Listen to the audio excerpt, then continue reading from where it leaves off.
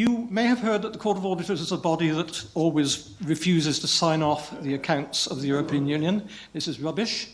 What it actually said in its last annual report is the following. In our opinion, the consolidated accounts of the European Union for the year ended 31 December 2014 present fairly, in all material respects, the financial position of the Union as at 31st December 2014, the results of its operations, its cash flow, and the changes in net assets for the year then ended in accordance with the financial regulation and with accounting rules based on internationally accepted accounting standards for the public sector. And the Court has said that or equivalent words every year since 2007. Myth slain, I hope. Second, we were all asked to try and attempt to answer the question, the ease with which the institutions are navigated by British nationals and the extent to which the UK is an influential voice within them. If you ask that question to somebody working in the European Court of Auditors, they would think you were either extremely stupid, extremely ill-informed, or just plain mad. The first thing they would say is look at the senior management structure of the Court of Auditors, and you will see 8 directors who concern themselves with audit matters. This is the key policy-making level. 4 of those are Brits. 4 out of 8. 3 ex-NAO, 1 ex-private sector audit firm. Down lower, the situation is much worse, as described in other institutions. But at the moment, there is big British voice in the Court of Auditors. Second, our imaginary interlocutor in the Court of Auditors would point out to you, what does it do? It's got a funny name, Court of Auditors in English and German, Court of Audit in French, Tribunal of the Accounts in Spanish and Portuguese and the rest of it, all very strange, Napoleonic, continental-sounding titles. But the substance is that Mr. Gladstone would fully have approved of, and which mirrors very closely what happens with a public audit institution in the United Kingdom. The Court of Auditors, it's not a court, French are allowed to have the name, but we got the substance. The Court of Auditors produces audit reports which it provides to the European Parliament and the Council so that they can form a view on the quality of the spending and the accounts of the European Union. And that is very, very close to what the National Audit Office does here and what the equivalent American body does, and so on and so forth. So this is a very British-looking institution in terms of what it does, if not of its name. Third, what are these audits? The biggest audit that the court does every year is an audit for a thing called the Statement of Assurance. Assurance as to the quality of the accounts and to the legality of spending. Why does it do that? Because the Treaty of Maastricht said it should. Why does the Treaty of Maastricht say that? Because the Brits and the Dutch got that written into the Treaty of Maastricht. Principal audit of the Court of Auditors is there because the United Kingdom wanted it. And fourth, our interlocutor would say, well, you ask about UK influence, but look where we actually get our advice from. Who are our main sources of intellectual guidance and example? And the answer is the National Audit Office in the United Kingdom. The Court's first audit manual was written by somebody on secondment from the NAO. It's continued in a rather similar way. Of course, the Court doesn't just follow everything the NAO does, but among European audit institutions, the British Audit Institution has had the largest intellectual influence on the Court, on how it operates, on how it audits, and latterly even how it presents its results. So that's my point 2. Point 3. Point 3, here's another difficult question posed by Messrs. Ludlow and Kassim. How has experience of working in the EU shaped their views on what the EU can and cannot achieve from inside or outside the EU? And here I want to go back into the last millennium when I was one of the unfortunate galley slaves acting as deputy permanent representative, as Andy was more recently, and take you back to a little thing called the Swiss EU negotiations, and in particular transport, and in particular during the United Kingdom presidency in 1998, when I was chairing co-repair deputies. And one of our little objectives in the presidency was to try and get this bit of the Swiss EU agreement agreed, because it's clearly in the common interest of the European Union and Switzerland to have agreed arrangements for transport through Switzerland. It's in the middle of the European Union. They have an interest. Everybody else has an interest. I think the EU exports rather more to Switzerland than Switzerland exports to the EU, or did at that stage. It's rather similar to the situation that some people have been talking about after this dreaded Brexit area. We'd be trying to reach agreements with the European Union in a common interest, and so it all ought to go swimmingly, ought it not? Because it's in their interest to reach an agreement with us, and it's in our interest to reach an agreement with them. It was a disaster. The Italians objected to the amount that the Swiss wished to levy on road traffic going through Switzerland. The Austrians, who of course have alternative ways through the Alps, and so what doesn't go through Switzerland tends to go through Austria, had rather different objectives, because they wanted Swiss to... No, sorry, they had a similar objective. Well, you thought you might have reached a compromise on that, but then suddenly from the corner of the room, the Portuguese, who of course don't have much transport going through the Alps immediately, got up and said, hang on a minute, this isn't just about transport. There is another bit of this negotiation about free movement of people. Lots of Portuguese wanted to go and work in Switzerland. If I may be sexist and the rest of it, lots of Portuguese cleaning ladies wanted to go and become femme de ménage in Switzerland and other such things. And so the Portuguese blocked this negotiation until an agreement was reached on a free movement of people. So that was a presidency triumph we didn't have. Why do I tell you this? Because imagine the situation in which the United Kingdom leaves the European Union and then has to negotiate with them.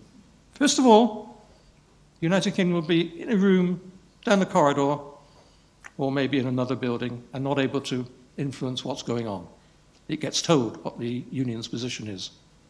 Second, even though there would be a common European and British interest in reaching an agreement, as there was a common Swiss and EU interest in reaching an agreement, what you actually find is lots of member states with particular interests that they want to prosecute. And you would find a situation in which, if we were trying to negotiate some satisfactory trade deal or satisfactory access to the internal market, Romanian and the Bulgarian governments would demand free movement of labour. And they would be politically stupid not to, because that counts with their citizens. I take them just as an example. They wouldn't be the only case at all. So actually, the sort of when people tell you, it doesn't matter if we leave the European Union, it'll all be easy. They have an interest in reaching an agreement with us, don't be silly. It's complete rubbish. Do not believe this naive, fatuous argument, because that's not the way it is. The way it is that the country from outside is in a very weak negotiating position, and it is negotiating with a series of member states, all of whom have their own political interests, and all of whom would be determined to get what they see as a good deal. Acquire these institutions in Luxembourg. Go back to the beginning. The plan amongst some was setting up the coal and steel community, that it would be centred in Saarbrücken, in the Saarland. And the idea was that the Saarland, for some people, would become the kind of District of Columbia for Europe. And the Saarlanders, to the distress of the French, voted to join Germany, so that was out. And at that point, the Prime Minister of Luxembourg said, well, we will accommodate you for the time being.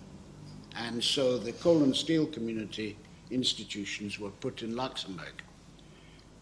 When the EEC, the Economic Community, and the Atomic Energy Community were created, the Luxembourgers had a vision of being totally swamped by fonctionnaires from officials from the institutions. Bear in mind that the population of Luxembourg in those days was about 300,000.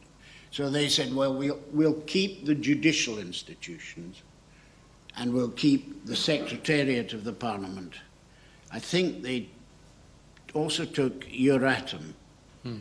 But the result is that the two judicial institutions, and the Court of Auditors is deemed for this purpose to be a judicial institution, and the Court of Justice, that they would remain in Luxembourg. Luxembourg at that time, and even when I went as a member of the court, it was described by an American academic as the fairy tale Grand Duchy. And it was very much a kind of rather old-fashioned society. The shops opened at 9, shut at 12, opened again at 2, shut at 5, and the enormous building program which has gone on since then, it simply had just beginning to start. So we were in a relatively small building in a relatively small city in a very small country, rather like the size of an average English county. Something like 60% of the land area is covered in forests. I went as a member of the newly created Court of First Instance. 12 of us were sent, one from each member state. There were 12 at that time. And our job was to build this new court. We had to write our own rules of procedure and everything else. And when I went there I was allowed to choose a secretary and one legal assistant, and we went there and our rooms contained one chair and one desk. And just to tell you how to be a good secretary, on the secretary's desk there was a catalogue of all the bits of office equipment we might need. It was entirely in French. How did you know what a stapler was in French and so on? And she had the wonderful idea, order one of each. And when they came, she identified the staplers, she identified the staples, she identified the paper clips, and so on, and then ordered what we needed. So that is how a good Scots secretary starts a new office. In those days, and still is, the language of the court is French. People keep saying, why don't they use English? The short answer is there is a dire shortage of English translators and English interpreters. Dire. So that's for the birds for the moment. After 2.5 years there, I was moved up to the Court of Justice, and there I was in the company of some of the people who had been there, if not from the beginning, from the very early stages, and who had personal experience of the war, of deprivation, and of occupation. The Luxembourg judge had been deported with his family out of Luxembourg during the war, and the French judge had been a notable member of the resistance, and to our astonishment, when he died, he was given a full military funeral in Les Invalides. So these were the kind of people I was with at the beginning. The size of the court, of course, has enormously increased since enlargement. And because of the absolute failure of the member states to look rationally at the needs of the court, they have now 28 judges in the upper court, 28 judges in the lower court. The lower court said, we need some more, give us 9 more. They couldn't agree how they would appoint the 9, so they appointed 28. And that is the member states. That is not the EU. It's the member states persistently refusing to look sensibly at how these institutions should be organized. And once we were making representations about the rules of procedure of the court, and we were told that our proposition had been rejected, and I said, well, could we not raise this with the meeting of ministers, which before whom it will go? And the answer was, you cannot possibly expect the ministers to discuss the Court of Justice. So my picture is quite different from this picture of some institution that is dominating it. Much of the guts of it is the member states, and the member states' refusal to be logical, rational, or even prudent. And they'd rather spend money on 28 judges than agree how they're going to appoint them.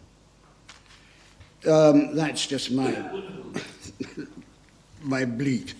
The fact is that the court is there, like any other court, to judge cases. It is frequently said that the court, so to speak, sits round as a group of conspirators thinking of new ways to do down the sovereignty of the member states. My experience is quite different. First of all, judges do not choose the cases they get. They only get there because somebody wants a decision. And once you've got a case there, it's up to the judges to decide it. You can't say, sorry, I don't want to decide that case, or it's very inconvenient. You've got to decide it, and you've got to decide it in all conscience according to your own view of what the law is. The dynamic of the court is that the judges sit, and certainly in my time, sit with each other day and daily in hearings and then in what are called deliberations, because the discussion of the case between the judges is fundamental, and the French judge to whom I referred said it is the heart of the judge's activity. In those deliberations, your influence is not the influence of a member state, a big member state or a small member state. It's the influence of the judge personally, given his or her qualities as a jurist and his or her capacity to persuade the others of a particular point of view. Finally, let me say about the UK.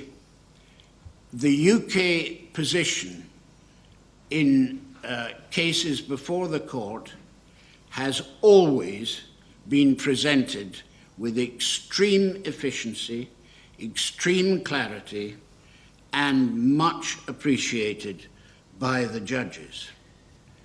I would also say this, that sitting in the court, you see the lawyers from the different member states, and particularly the lawyers from the government service of the member states. The United Kingdom stands out as the country which sends a really diverse ethnic mix in that capacity. There are some member states from which you will never see a member of an ethnic minority. Also, the United Kingdom is frequently represented by women and so are the parties.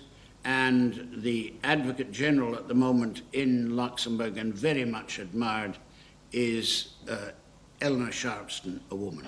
So I think that probably gives you a picture, and you can follow up in questions after. I was going to talk a certain amount about the importance of the staffing of the Council, as of other institutions, but that's also already been extensively covered. I would still like to emphasize that the Council Secretariat posts matter. The French, for example, have always attached importance to having top people there. The Germans always work hard to get senior positions in the Council Secretariat and now the External Action Service since the Lisbon Treaty. In my own case, just by way of example, my job was to help the presidency with the conduct of business. Some presidencies took no notice of me at all, the big member states largely. The French were the least attentive to my views. The UK weren't much more attentive, but some member states were extremely attentive. A former earlier Dutch presidency, at one point, the Dutch foreign minister was saying to his officials, asking them, in response to their recommendation, does Brian Crow agree? And they would say, we don't know, we haven't asked him. Get on the phone and ask him, because I'm not going to take a decision until I know his view. So that's the extreme case. But these posts do matter. We, in the EU institutions, are not beholden to our country of our origin, but if you come from it, you obviously have contacts with it and some sympathy and empathy for it, and we can be influenced by sensible views expressed by our national governments.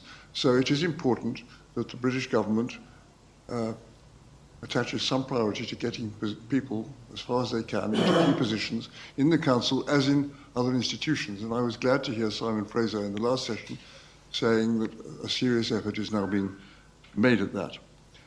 So what I do want to spend a little bit more time on is UK effectiveness.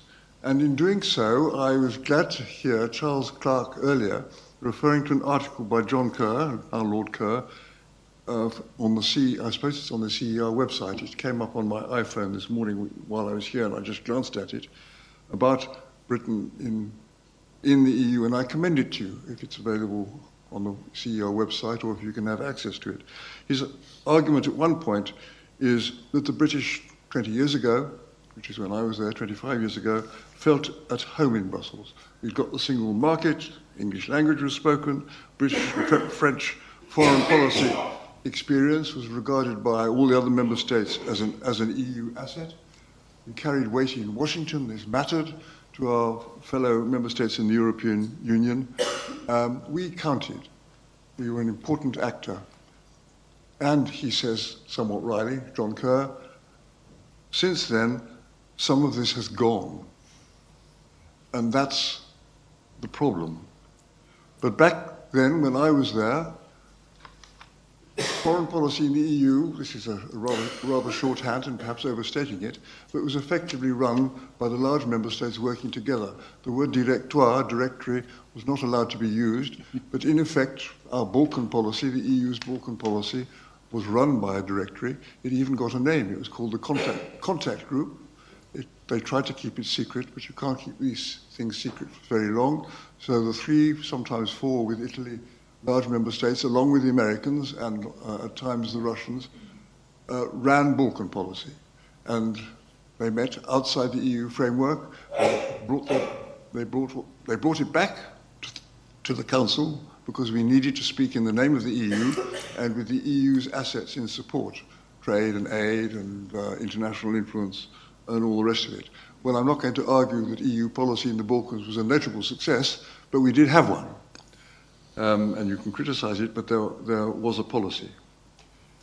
In subsequent years, the Iran nuclear negotiation was essentially a contact group operation. It was started outside the European Union, led by Britain, because at the time we didn't trust the presidency of the time, but we had to bring it back into the European Union, and it ran with the European Union with a strong British, French, and German voice. So when we acted together, we really steered the European Union.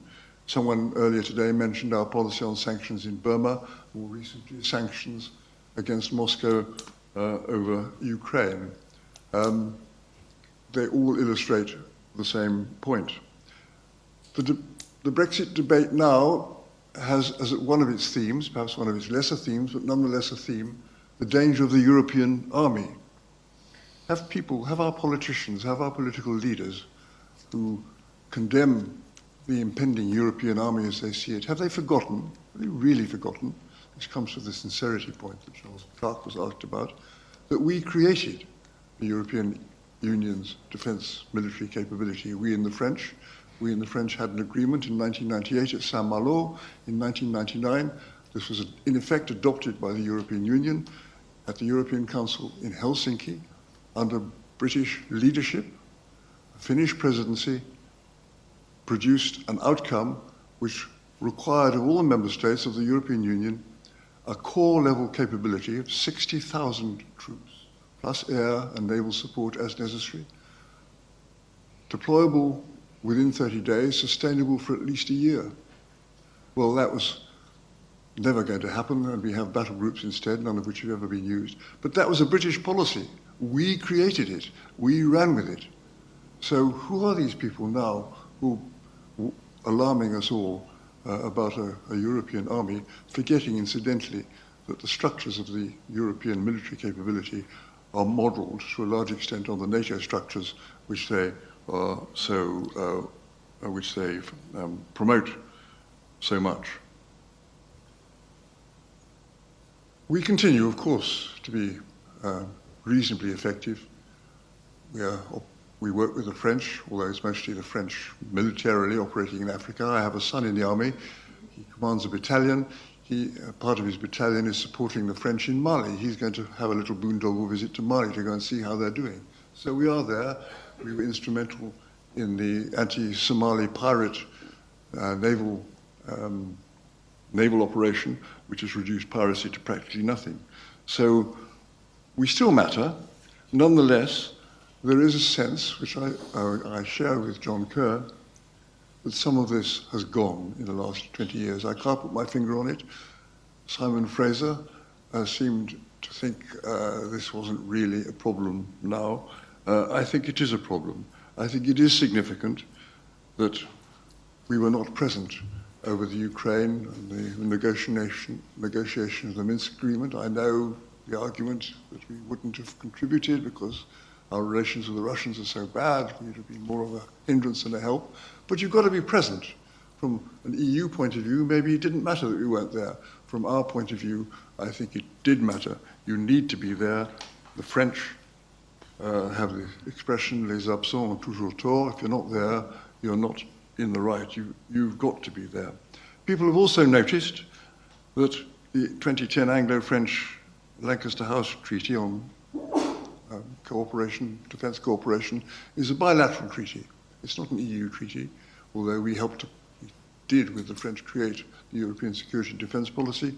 That was a bilateral treaty with no bow at all, virtually none, to the common effort in Europe to have a defence capability.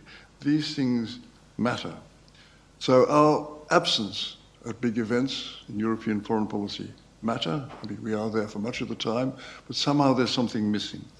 And we matter, and we will continue to matter, but we will only continue to matter and be influential if we are actively there.